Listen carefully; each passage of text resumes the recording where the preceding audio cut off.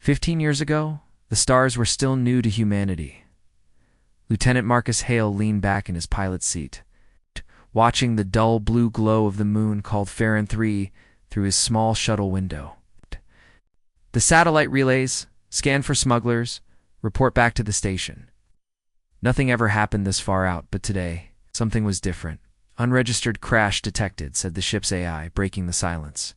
Unknown transponder. Surface coordinates uploaded. Marcus frowned. He hadn't seen anything crash, but the sensors were clear.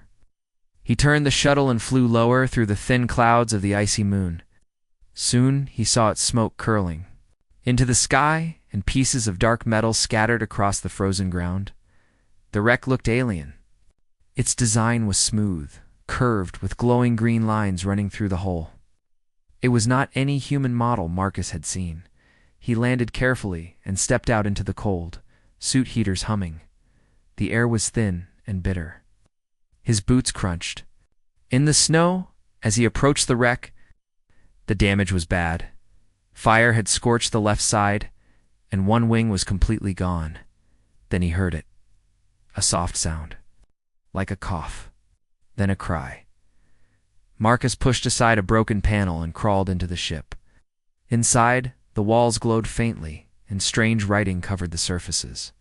The smell of burned metal was strong, and in the middle of the wreckage, curled up and shivering, was a girl. She was alien, no doubt. Her skin was a pale silver blue, almost glowing under the dim lights. Her hair was white, long, tangled. Her eyes, when they opened and looked at him, were large and violet, filled with fear. Marcus raised his hand slowly. "It's okay," he said softly. "I'm here to help." She didn't understand. She shrank back, coughing again, blood on her lips. Marcus activated his translator. "I'm not your enemy," he repeated, this time in galactic trade tongue. He pointed to himself. "Human, Marcus." The girl blinked. Then she whispered one word. He didn't know what it meant, but it sounded like help.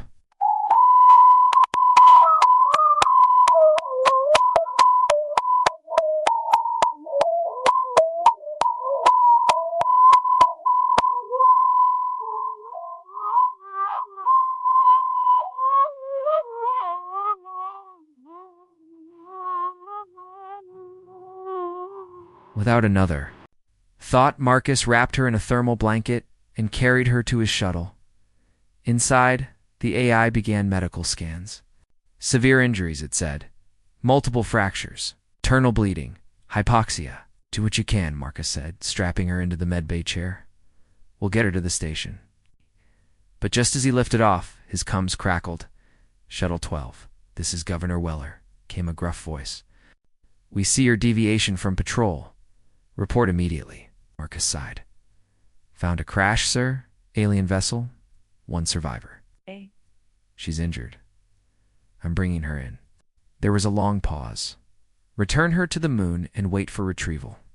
Weller said finally, "We'll send a collection team." Marcus's eyes narrowed. "Collection?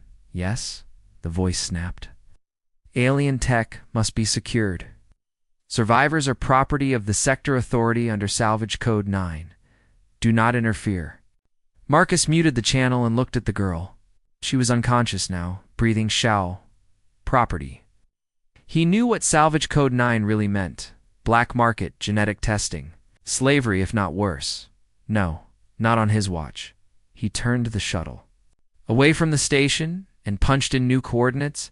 An old diplomatic relay site, abandoned, but still functional. He could hide her there long enough to get a message out to the Central Diplomatic Fleet. The AI blinked. "Lieutenant Hale, this action violates—" "I know what it violates," Marcus said. "Override protocols at a 3 emergency asylum request. Log everything." The AI hesitated, then complied. The next 2 days were hard. He tended to her wounds, rationed supplies, and watched the skies. The girl, he still didn't know her name, was slowly recovering. She couldn't speak much, but she understood gestures. She pointed at her chest one evening and said softly, "Sci-Fi." Marcus smiled. "Sci-Fi. That's your name?" She nodded. In return, She placed a hand on his shoulder and said, "Mar, Cass." Close enough, he thought. They sat under the stars that night, wrapped in blankets. The galaxy looked calm and distant, but Marcus knew patrol ships would be searching. "You're going to be okay," he told her. "I promise." She tilted her head, looking at him strangely. Then she whispered, "Why? What? Why? Help!" Marcus paused. "'Cause someone should. Because it's the right thing." Sci-Fi looked at him for a long moment, then smiled just a little. On the third day they were found. 3 dark ships landed nearby, Governor Weller's patrol. Marcus stood between them and Sci-Fi as soldiers approached. "You're under arrest, Hale," the lead officer said. "Step aside." "By what charge? Interference? Theft of alien property? Disobedience?" Marcus held up a data pad. "I've already filed asylum documentation. Central Command will see this." "They'll never get the file," the officer sneered. But just then, a loud ping echoed across the valley. Above them, a shimmering diplomatic cruiser uncloaked. Bearing the emblem of the United Stellar Fleet, a voice rang out from the sky. "This is Commander Leon of the Diplomatic Corps. Lower your weapons. The girl is under protection." The soldiers hesitated. Orders from command overruled local governors. Weller's men backed down. Marcus exhaled deeply. Sci-Fi clutched his arm. She didn't understand what had just happened, but she knew it was over. She was safe, as she was led aboard the cruiser by medical teams. She turned one last time to look at Marcus. She stepped forward, placed her hands on both sides of his face, and leaned her forehead against his, a gesture from her culture. "He," guessed, then she said just one thing, "I won't forget."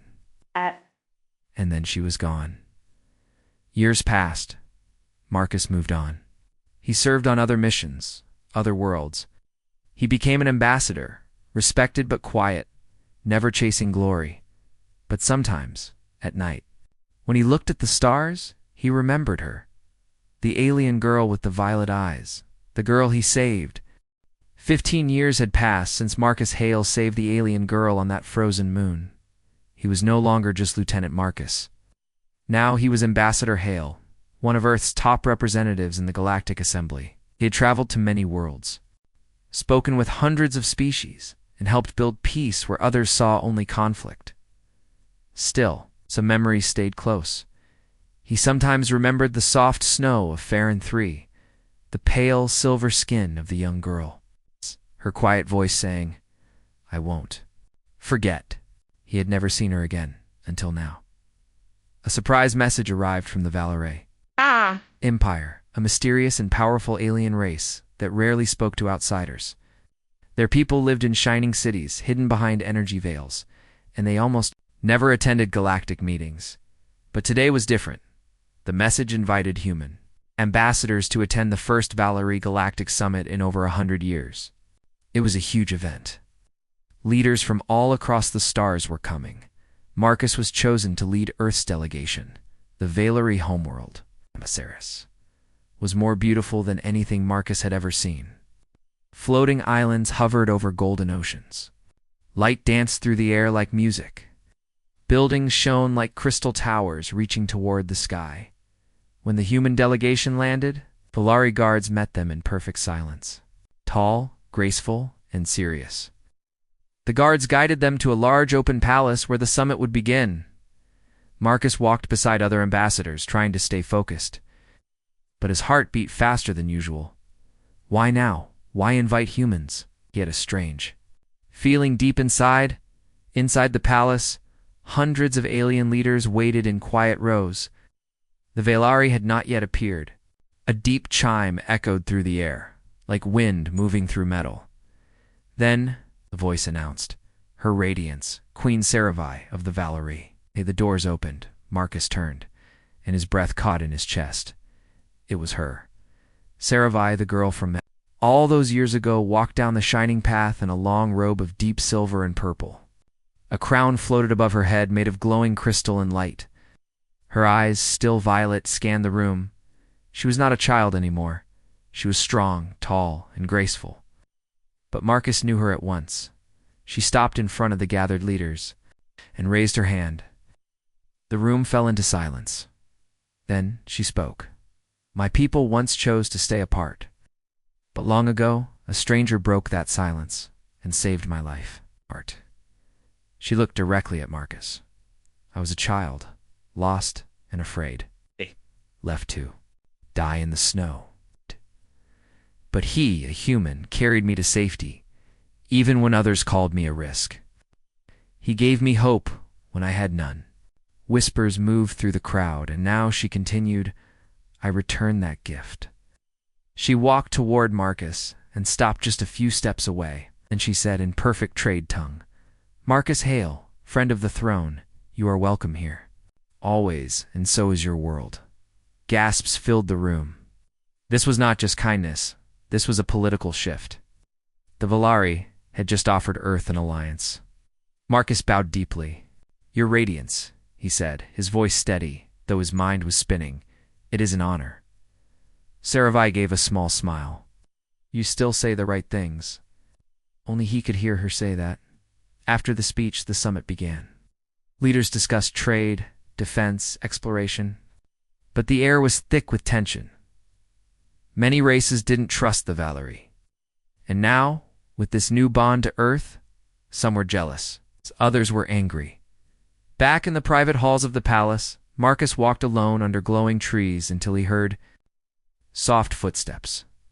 Saravai stood nearby, her crown now gone, her robe replaced by a simpler cloak. Still prefer walking in silence? She asked. He smiled. Old habits. She stepped closer. I'm glad you came. I didn't expect this, he said honestly. You're a queen. I didn't expect to live past that crash, she replied. But here we are. They sat on a stone bench. The stars above them shimmered in strange colors. Why me? He asked. Why Earth? You could have picked any power in the galaxy? Saravai looked at him carefully, because when I had nothing, you gave without asking for anything in return? But others think this is a trick, he said. They'll say we planned it, that Earth used you. She nodded. Let them think it. Time will show them the truth. But not everyone waited. For the truth, the very next day, a group of delegates from the Zarkari Union accused Earth of manipulating the summit. They claimed Marcus had secretly influenced Saravai for years, training her to favor humans. Impossible, one shouted. This alliance smells of corruption. Marcus stood calmly. I did not plan any of this. I helped a child. All but the room was hot with arguments. Then Saravai stood. She spoke with the quiet power of a true ruler. My memory is long. I remember cold nights, bleeding lungs and fear. I remember a voice that told me I would be okay. She looked at the angry leaders. You call it weakness. Call it honor. Silence followed. No one argued with her again. Not that day. That evening. Saravai invited Marcus to a high tower with clear views of the planet's skies. They sat with tea made from glowing flowers. You carry more weight now, she said. So, do you? He replied. She looked out the window. The old families didn't want me to become queen. They said I was touched by outsiders, that I was soft. He frowned. And how did you rise to the throne? She smiled faintly. Because I used their own rules. I proved my mind, my spirit. I showed them that kindness is not weakness. It is strength used with care. Marcus nodded. You changed your world. So did you, she said quietly. He looked at her for a moment. Neither spoke. Then she said, This is only the beginning. The galaxy is watching. I know, Marcus said. So we'll give them something worth watching. As the summit ended, new treaties were signed. Earth and the Valari agreed to a peaceful alliance, cultural exchange, shared science, and mutual defense. It was a historic moment, but more than politics had happened. Marcus and Saravai reconnected not as ruler and ambassador, but as two people who had once shared a life-or-death moment in the snow, as he prepared to leave Naceris. She walked with him to his shuttle. I still remember the stars over Farron 3, she said. So do I, he replied. Then, in the quiet of the landing bay, she did something unexpected. She placed her forehead against his, just as she had done all those years ago. Some debts, she whispered, "are repaid not with gifts, but with friendship." And then she stepped back as his shuttle rose into the sky. Marcus looked out the window. Below him, the towers of Niceris sparkled. A queen stood alone, looking up, and Marcus Hale, once a young soldier, now a symbol of something greater, felt the beginning of a new chapter in the stars. The bright light of the Valari capital city, Niceris, felt colder now than it had during the summit. Ambassador Marcus Hale stood by the large window of the diplomatic chambers, staring out at the floating islands and shimmering towers. The beauty of the world outside was impressive, but inside, tension filled the room like a heavy fog. Marcus had returned to Niceris on official business, but this visit felt different. The warmth of Saravai's presence was missing. Ever since the summit ended, Marcus had sensed resistance. It's not just from the other alien races, but from within the Veilari themselves. The Veilari Council was a complex group. It was made up of families who had ruled for centuries. They did not welcome outsiders, especially humans. And they certainly did not like that their young queen owed her throne. In part, to a human, Marcus had heard whispers from his contacts. Rumors of quiet meetings behind closed doors, voices raised in anger, and threats disguised as polite words. Today he was to meet with one of the highest-ranking council members, Lord Velen. Velen was tall and severe, with silver hair tied tightly back and piercing green eyes. His robe was dark and decorated with symbols Marcus did not understand. When Marcus entered the council chamber, Velen did not stand to greet him. Ambassador Velen said coldly, "We have much to discuss." Marcus bowed politely. "Am here to listen?" Velen's gaze was sharp. "Your queen owes you a debt, that much is clear.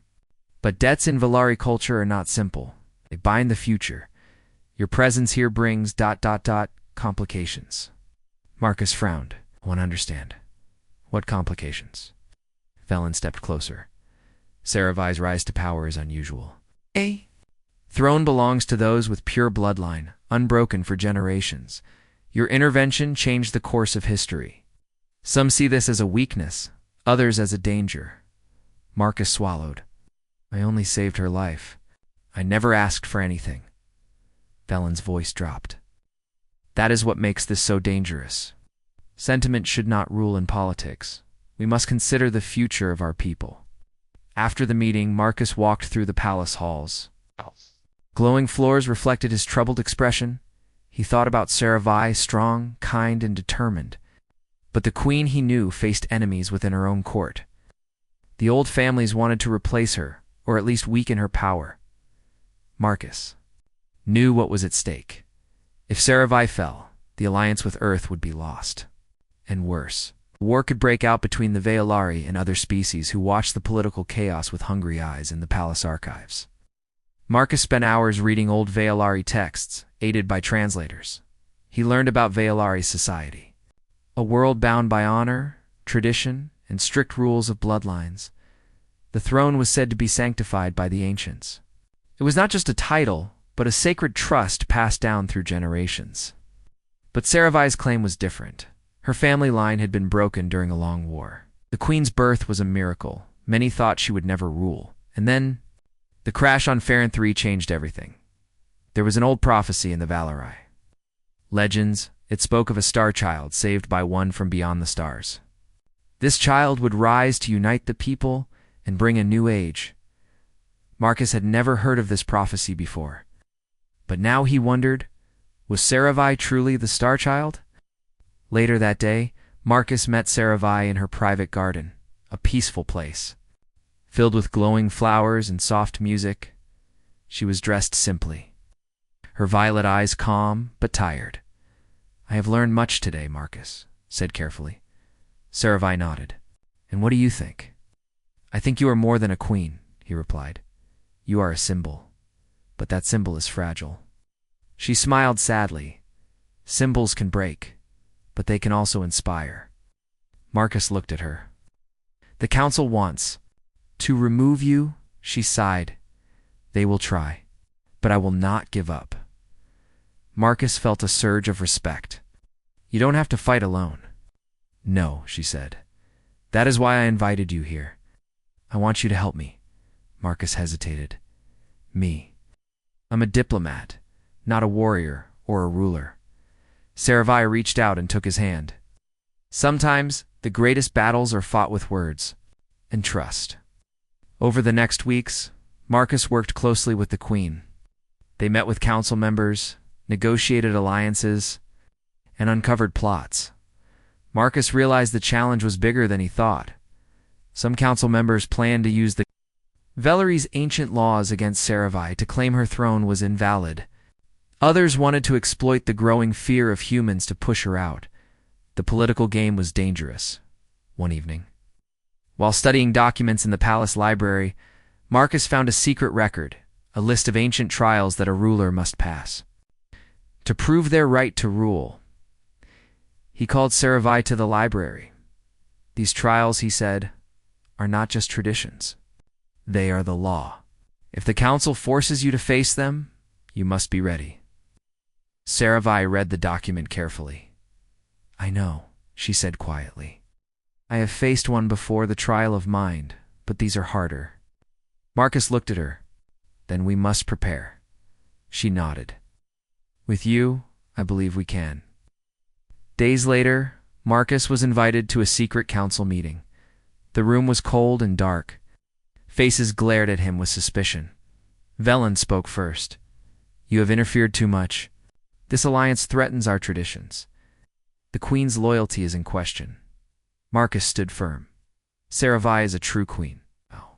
She rules with honor and courage. Her bond with Earth is not a threat. It is a chance. Another council member sneered. Chance or curse? We shall see. The meeting ended with no clear decision. As Marcus left the chamber, he felt the weight of the galaxy on his shoulders. He remembered the girl he saved years ago, frightened, weak but alive. Now, she was a queen, and he was part of her fight. That night, Marcus sat alone in his quarters. Looking at a small photo of Sci-Fi as a child, the image taken before the crash, he whispered, I will not let you fall. The galaxy was watching, and the next moves would decide more than just two worlds. The bright halls of the Valerie Palace had never felt more silent or more dangerous. Sci-Fi. The Queen stood tall before the gathered council. The old families were all there, dressed in rich robes, their faces cold and unreadable. Marcus. Hale stood quietly at her side, his heart pounding with every word spoken. Today was the day of the trial of fire. This was the most feared, an ancient trial a ruler could face. It was designed to test courage, wisdom, strength, all under the watchful eyes of the Valerie ancestors. Failure meant losing the throne. Success meant proof of right to rule.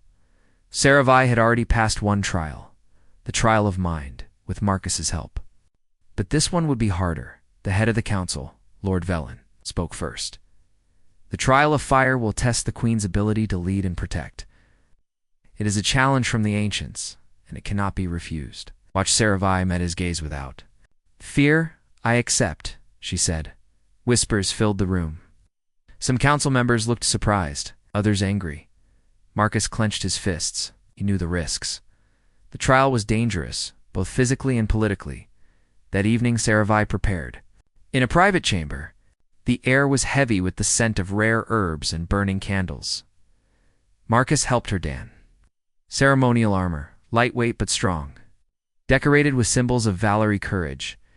You will face many dangers tomorrow, he said softly, but you won't face them alone. Sci-Fi smiled faintly. Thank you, Marcus. He wanted to say more words of comfort or encouragement, but knew that in this moment, silence spoke louder. The next day, the trial of fire began. Sci-Fi was led to the ancient arena, a massive circular platform made of stone and glowing crystals. Around the arena, crowds gathered. Citizens, nobles, and council members all watched in silence. A great flame burned in the center of the arena, not a simple fire, but one that shifted colors, crackling with energy. The task was clear. Sci-Fi had to retrieve a sacred crystal. From the center of the flame, without being harmed, many before had tried and failed. Sci-Fi stepped into the arena. Heat rose from the fire, but she did not flinch. Marcus watched anxiously from the stands, knowing she was alone in the challenge. The fire moved like a living thing, swirling, reaching, trying to push her back. She focused on the crystal glowing deep within. Her hands moved carefully, guided by steady breath and clear mind. Suddenly, a blast of heat pushed her back. She stumbled, but did not fall. The crowd held its breath as she moved forward again. The flames parted as if testing her will. Sci-Fi whispered to herself in Valari, words of courage taught by her mother long ago. Step by step, fire flickered, then grew higher. The crystal shone brighter, finally. With a burst of strength, she reached out and grabbed the glowing crystal. The arena fell silent. Then a great cheer erupted. The flame died down as if satisfied. Sci-Fi held the crystal high. She had passed the trial of fire back in the council chamber. Marcus and Sci-Fi faced the council again. Lord Velen's expression was dark. "You have passed the trial," he said grudgingly, "but your right to rule is still questioned." Sci-Fi met his gaze evenly. "I am queen because my people believe in me, because I fight not just for power, but for peace." The council was silent. Marcus stepped forward. "The galaxy is watching," he said firmly. Sci-Fi represents a future of hope, not just for the Valari, but for all of us. The room fell quiet. Later that night, in a quiet garden, Marcus and Sci-Fi spoke freely. "You were incredible today," Marcus said. She smiled. "I felt your strength beside me," shook his head. "You had all the strength inside you." Looked up at the stars. "This fight is not over, but I feel stronger." Marcus nodded. "We'll face what comes together." The next days brought more challenges. The old families launched subtle attacks, rumors, political sabotage, and attempts to isolate Sci-Fi from her allies. Marcus worked tirelessly to support her, coordinating with human diplomats in Valari. Friends, but the Queen's enemies grew more desperate. One night, a secret message arrived from Marcus. It was a warning: danger approaches. Be ready. True to the warning, a group of armed mercenaries attacked the palace. They moved fast and quiet, hoping to capture Sci-Fi and force her to abdicate. Marcus and the Queen were alerted. Just in time, they raced through secret passages to escape. Palace guards fought fiercely, but the mercenaries were well trained. Marcus felt the weight of responsibility. He had to protect Sci-Fi, not just as an ambassador, but as a friend in the hidden tunnels beneath the palace. Sci-Fi and Marcus caught their breath. "We can't stay here long," Marcus said. "We must reach the council chambers." Sci-Fi replied, "If I can prove my right there, these attacks will end." They moved quickly, knowing enemies might be close. As they reached the chambers, they found loyal council members waiting. Together, they confronted the attackers. A fierce battle broke out. Marcus fought with a calm strength, using his training. To protect the Queen, Sci-Fi led with fierce determination, inspiring the defenders. In the end, the mercenaries were defeated. The council meeting after the attack was tense. Some members blamed the Queen's alliance with Earth for the violence. Others demanded peace and unity. Sci-Fi stood tall. "This attack is proof that change is necessary," she said. "We must stand together or fall divided." Kosa nodded. "The galaxy watches us. We must be strong, not just in battle, but in trust." Days later, Sci-Fi held a ceremony to honor the defenders. Marcus was by her side as she spoke to the crowd. Her words were clear and hopeful. "We will build a future where all species can live in peace and respect, where kindness is a strength, not a weakness." The crowd cheered as Marcus prepared to leave Nasaris. Sci-Fi took his hand. "Thank you for standing with me," she said softly. Marcus smiled. "We saved each other, Sci-Fi. Together, we will face whatever comes next." As the shuttle lifted off, Marcus looked back one last time. The Queen of the Valari stood on her palace balcony, a shining light in the dark galaxy, and Marcus knew this was only the beginning. The stars above Valare Prime glowed brighter than ever. The palace, once full of silence and tension, now hummed with movement and life. Repairs were being made, celebrations prepared. But even with peace returning to the land, something still lingered in the air, a feeling that the story was not yet finished. Marcus Hale stood on the palace balcony, his hands resting on the cold rail. He had seen many worlds. He had walked through war zones and council chambers, stood before kings and tyrants. But nothing ever made his heart feel the way it did when he looked at her, Queen Sci-Fi of Valari. He turned as she stepped out. Beside him, "You leave tomorrow," she said softly. Marcus nodded. "The Earth delegation expects me. It's time I returned." There was a pause, not awkward, just full. "You have given everything," Sci-Fi continued. "Your time, your safety, even your heart." He looked at her, eyes searching hers. "You gave me purpose, Sci-Fi. I didn't come here expecting anything, but I found everything." She smiled, the rare kind, soft and private. "Will you come back?" she asked. Marcus hesitated. "If I have a place here, you always will." The next morning, the departure ceremony was held in the main courtyard. It was grand but respectful. Flags of Earth and Valari flew side by side. Crowds gathered not just to watch, but to honor a human who had become part of their story. Sci-Fi wore a long silver cloak, symbols of both her bloodline and the trials she had passed. Marcus wore a diplomat's uniform, but it couldn't hide the pride or sadness in his eyes as they stood before each other. Sci-Fi raised her hand and touched his chest lightly. "You saved me once when I was a child," she said, "and again, when I was a queen." Marcus bowed his head. "You saved yourself, Sci-Fi. I only reminded you of your strength." She stepped back, allowing the moment to end. It had to. The ship rose into the sky. Sci-Fi stood still, her hand at her side, her face calm. But her heart beat loud with something deeper than sadness. It was hope. 6 months later, the galaxy had changed. With Sci-Fi's rise, many long-standing tensions between races began to cool. Trade routes reopened. New treaties were signed. Human-Valari cooperation became a model for other interspecies partnerships. Earth's place in the galactic order grew stronger. But even across the stars, Marcus couldn't forget the queen whose life he had once saved.